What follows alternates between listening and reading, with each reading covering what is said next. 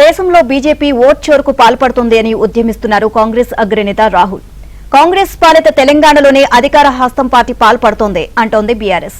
గత కేసీఆర్ పాలనలోనే ఓట్ చోరీ చేశారని కౌంటర్ ఇస్తున్నారు మంత్రులు. ఇవన్నీ కాదు, ఓట్ చోరీ గురించి కారు పార్టీ గుర్తుపాటి మాట్లాడడం ఏంటి అని నిలదీస్తోంది బీజేపీ.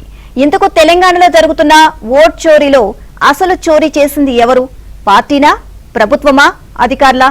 జూబ్లీహిల్స్ లో 23,000 ఓట్లు ఎలా వచ్చి చేరాయి అని point of order లేవనెత్తింది BRS.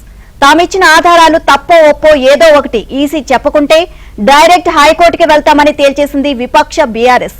Bypoll వేళ పార్టీల జగడం సడన్ గా ఓట్ చోరీ చుట్టూ ఎందుకు మళ్లింది?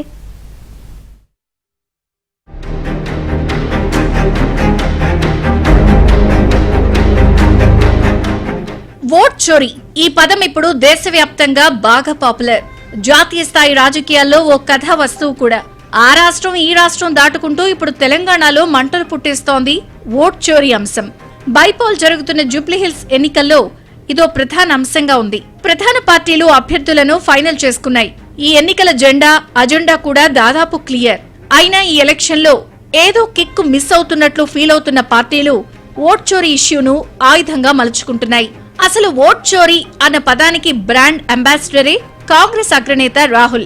బీహార్లో లక్షల్లో ఓట్లు తొలగించారని, దేశంలో చాలా చోట్ల ఓట్లు పెంచుకుని బీజేపీ గెలిచిందని నెత్తి నోరు బాదుకుంటూ ఊరూరా తిరుగుతున్నారు రాహుల్.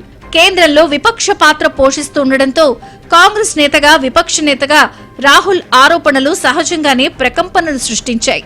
ఓట్ చోరీని ప్రధాన అస్త్రంగా తీసుకున్న కాంగ్రెస్ దేశంలో ఒక రేంజ్ లో ఉద్యమమే సాగిస్తోంది.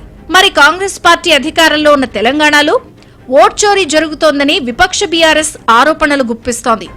2 ఏళ్లలో ఒక్క జూబ్లీహిల్స్ లో 23,000 ఓట్లు ఎలా పెరిగాయి అనే లాజిక్ ను, ఎక్కడెక్కడ ఏమేమి జరిగిందో పవర్ పాయింట్ ప్రెజెంటేషన్ రూపంలో వివరించారు బీఆర్ఎస్ వర్కింగ్ ప్రెసిడెంట్ కేటీఆర్.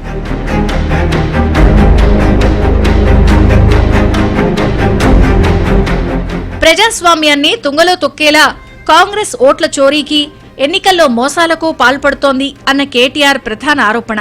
కొత్తగా 43 ఓట్లు నమోదైన ఓ అపార్ట్మెంట్ వెళ్లి పరిశీలిస్తే ఆ జాబితాలో పేర్లున్న వారితో తమకు సంబంధమే లేదని యజమానులు చెప్పారన్నారు కేటీఆర్. బైపోల్లో తమ కారు స్పీడ్ను ఆ ఓట్లు ఎక్కడ తగ్గిస్తాయి అనుకుంటున్నారో ఏమో. జూబ్లీహిల్స్ నియోజకవర్గంలో కొత్తగా చేర్చిన 23,000 ఓట్లపై సమగ్ర విచారణ జరిపించాలని, నకిలీ ఓట్లను వెంటనే తొలగించి ఇందుకు సహకరించిన అధికారులపై చర్యలు తీసుకోవాలని ముచ్చటగా 3 పాయింట్లతో ఈసీని డిమాండ్ చేశారు కేటీఆర్. 23,000 ఓట్లు పెరిగినాయని చెప్తున్నారు, 12,000 ఓట్లు డిలీట్ చేశామని చెప్తున్నారు. అంటే ఓవరాల్ గా చూసుకుంటే ఎంత పెరిగిందో దాన్ని బట్టి మీరు అంచనా వేయవచ్చు. కానీ వారు చెప్తున్నది మొత్తం లేటెస్ట్ లిస్టు ప్రకారం 3,98,000 ఓట్లు, అంటే దాదాపు 4 లక్షల ఓట్లు ఉన్నాయని చెప్తున్నారు. గతం కంటే దాదాపు 23,000 ఓట్లు పెరిగినాయి. 12,000 తీయంగా మరి ఇంకా 23,000 ఓట్లు పెరిగినాయని చెప్పి ఎన్నికల కమిషన్ లేటెస్ట్ లిస్ట్ ప్రకారం చెప్తున్నారు. మరి ఇంత సడన్ స్పైక్ అంటే చాలా అసాధారణమైన స్పైక్ అది. 23,000 ఓట్లు పెరగడం ఒకటే కాన్స్టిట్యున్సీలో అంటే మరి చాలా పెద్ద ఎత్తున, అందులో 12,000 ఓట్లు తొలగించిన తర్వాత ఇంత అసాధారణమైన స్పైక్ ఎట్లా వచ్చింది, ఇంత ఒకటేసారి ఓట్ల సంఖ్య ఎట్లా పెరిగిందని మాకు అనుమానం వచ్చి అప్పుడు మేము ఎంక్వైరీ చేయడం మొదలుపెట్టాం. ఈసీ విధులను కాంగ్రెస్ అభ్యర్థి తన చేతుల్లోకి తీసుకుని అక్రమంగా ఓటరు గుర్తింపు కార్డులను పంపిణీ చేశారని ఆరోపించిన కేటీఆర్ తెలంగాణలో ఓటు చోరీపై రాహుల్ గాంధీ స్పందించాలని డిమాండ్ చేశారు.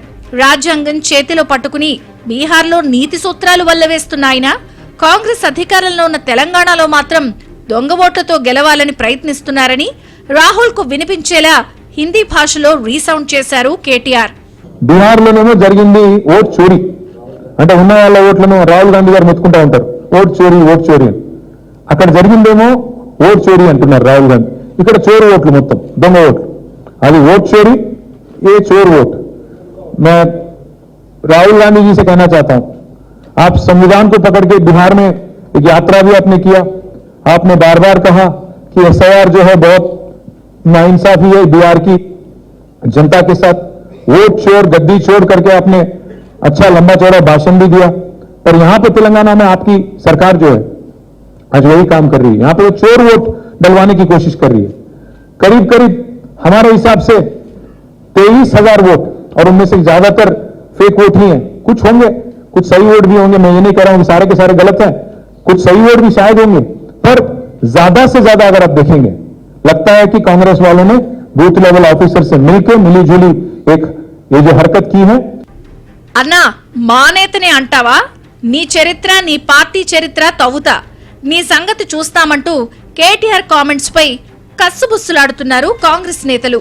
జూబ్లీహిల్స్ లో ఓడిపోతామోనే బీఆర్ఎస్ సాకులు వెతుక్కునే పనిలో పడిందని ఆరోపించారు తెలంగాణ మంత్రి శ్రీధర్ బాబు. గత అసెంబ్లీ ఎన్నికలకు ముందు పవర్లో ఉంది బీఆర్ఎస్ నే అని, ఓటర్ల జాబితాలో తప్పిదాలు జరిగింది గత ప్రభుత్వంలోనే అని చెప్పిన మంత్రి ఓట్ చోరీ చేసే గత ఎన్నికల్లో పలు స్థానాలు గెలిచామని ఇప్పుడు కేటీఆర్ ఒప్పుకున్నట్లయిందని కౌంటర్ ఇచ్చారు శ్రీధర్ బాబు. ఓట్ చోరీకి సంబంధించి మొత్తం దేశవ్యాప్తంగా కాంగ్రెస్ పార్టీకి సంబంధించిన మా నాయకుడు రాహుల్ గాంధీ గారు ఈరోజు యావత్ ప్రజానికానికి తెలియజేసే ఒక కార్యాచరణ తీసుకున్నారు. అదే ఆశయంతో ముఖ్యమంత్రి గారు ఇక్కడ ఉన్న పిసిసి అధ్యక్షులు కూడా అదే దారిలో నడుస్తూ ఉన్నారు. నడిచే క్రమం చేస్తాం. మా ప్రభుత్వంలో ఉన్న మేము మా సహచరులందరూ కూడా అదేవిధంగా తీసుకెళ్లే కార్యక్రమం చేస్తారు. ఈరోజు జూబ్లీహిల్స్లో ఎన్నికల్లో ఓడిపోతామనే ఒక భయంతో ఈ విధమైన నెపం మా పైన నెట్టే ప్రయత్నం చేస్తూ ఉన్నారు. ఆ ఎన్నికల కంటే ముందు పార్లమెంటు అసెంబ్లీ కంటే ఎన్నికల కంటే ముందు ఉన్న ఓటర్ జాబితా ఎవరి ప్రభుత్వ హయాంలో జరిగింది? మా ప్రభుత్వం ఇది లేదు అప్పుడు. సో స్పష్టంగా వారంతటా వారు చెప్తా ఉన్నారు. ఓట్ చోరీపై అధికార ప్రతిపక్షాలు విమర్శలు ప్రతి విమర్శలతో పరస్పరం దుమ్మెత్తి పోసుకుంటే తమను టార్గెట్ చేయడాన్ని తప్పుబట్టింది బీజేపీ. జూబ్లీహిల్స్ లో ఓట్ల చోరీ జరిగిందని కేటీఆర్ చెప్పడం హాస్యాస్పదమన్నారు బీజేపీ ఎంపీ ధర్మపురి అరవింద్. అసలు తెలంగాణలో దొంగ ఓట్లు తెచ్చిందే బీఆర్ఎస్ పార్టీ అని విమర్శించారు. జూబ్లీహిల్స్ లోని ఓ అపార్ట్మెంట్ లో 43 ఓట్లు దొంగ ఓట్లయితే బోధన్లో బీఆర్ఎస్ హయాంలో 42 దొంగ పాస్పోర్ట్లు ఇచ్చిన సంగతి మరిచారా అంటూ బంగ్లాదేశ్ మయన్మార్ దేశస్థులకు ఆశ్రయం ఇచ్చిన విషయాన్ని గుర్తు చేస్తూ మరీ కేటీఆర్ ని తిట్టిపోశారు బీజేపీ ఎంపీ అరవింద్. అరే బేవకూఫ్ కేటీఆర్, 43 ఓట్లు వెళ్ళినాయి, అవి నీట్ అయిననే ఎన్రోల్ అయి ఉంటాయి వెరిఫై చేస్తే. బోధనలో ఒకటే ఇంట్లో 42 దొంగ పాస్పోర్ట్లు వెళ్ళినాయి నీ హయాంలా. ఓటు ఏంది, పాస్పోర్ట్ ఏంది బంగ్లాదేశ్ వానికి మయన్మార్ వానికి? ఇది అంటే నువ్వు చేసినది కాదా నిర్వాహకం? నువ్వు మీ అయ్యే చేసిన నిర్వాహకమే కదా.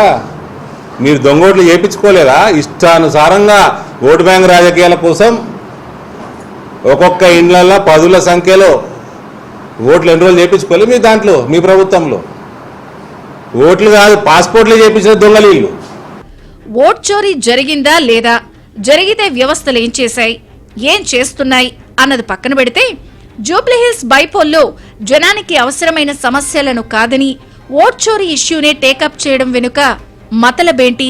ఈ విషయంలో ఆరోపిస్తున్న పార్టీ, ఆరోపణలు ఎదుర్కొంటున్న పార్టీలు నిజం చెప్పే సాహసం చేస్తాయా? తూతూ మేమే కాన్సెప్ట్తో పోలింగ్ అయ్యేదాకా ఇలాంటి మైండ్ గేమ్తో టైంపాస్ చేసి కామ్గా ఉంటాయా?